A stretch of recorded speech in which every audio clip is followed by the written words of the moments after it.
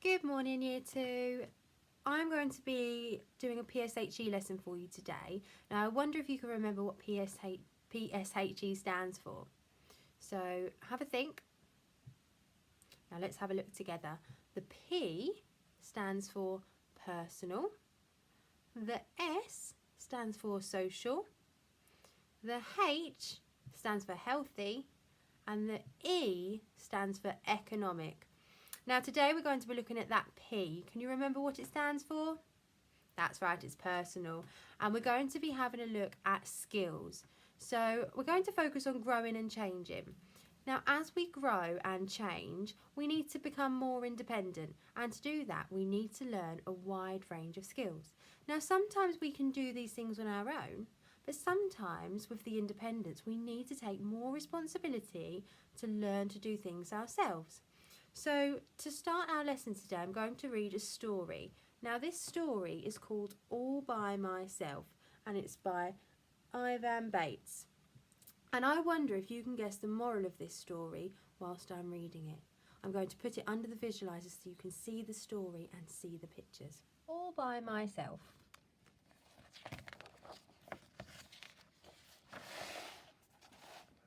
Every morning, Maya and her mother had breakfast together. First, they would nibble on some sweet green grass. Then Maya's mother would reach her long trunk high into the branches of a tall tree and pick the juiciest leaves for them to eat together. There's Maya and her mother. But one morning, Maya decided that things were going to be different. As usual, they had breakfast together, and as usual, they nibbled at the sweet green grass. But just as her mother was about to reach up and pick some juicy green leaves, Maya said, "No, I want to do it." "But you're just a little elephant," said her mother.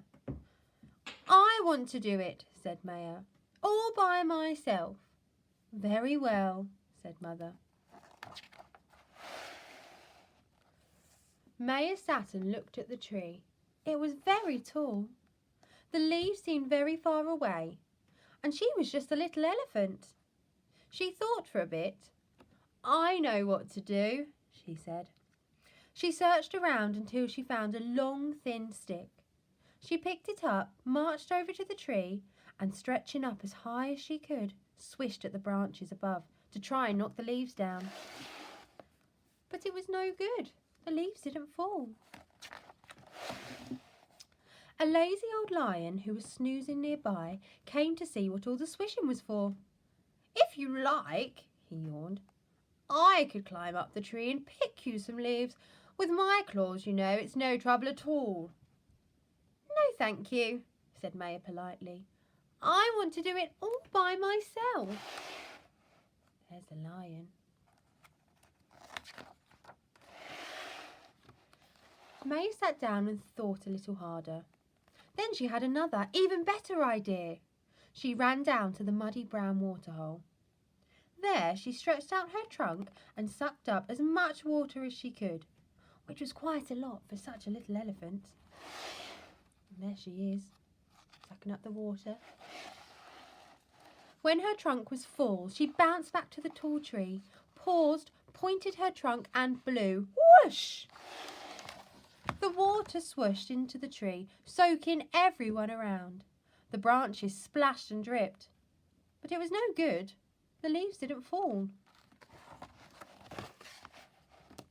A bird who had been sunbathing at the top of the tree and was now very wet came down to see what all the splashing was about. "What do you think you're doing?" she squawked, flapping the water off her wings. Maya explained it all very carefully. "Is that it?" grumbled the bird. "I will fly to the top of the tree and pick you some leaves. With my wings, you know, it's no trouble at all." "No, thank you," said Maya.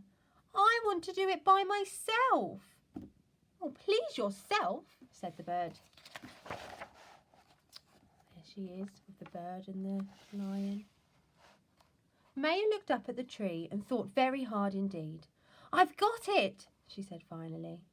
Then she stepped back 3 paces, took a deep breath and charged at the tree, pushing it as hard as she could. But it was no good. The tree didn't move and the leaves still didn't fall. Oh, my head hurts, said Maya sadly.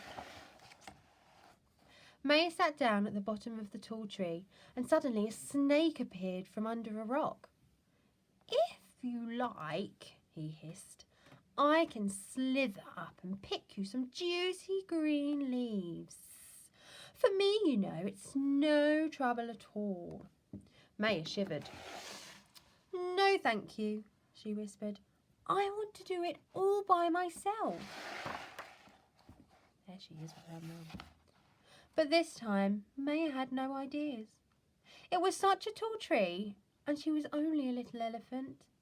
And then a voice she knew very well said gently, I have an idea.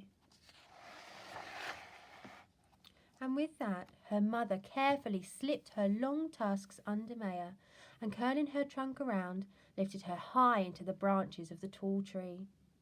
Maya stretched out her trunk and picked the juiciest and the greenest leaves she could. She was a very happy little elephant. There she is with her mother.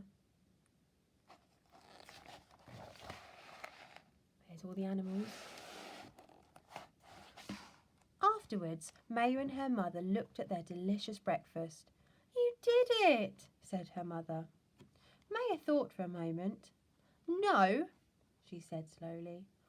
We did it together.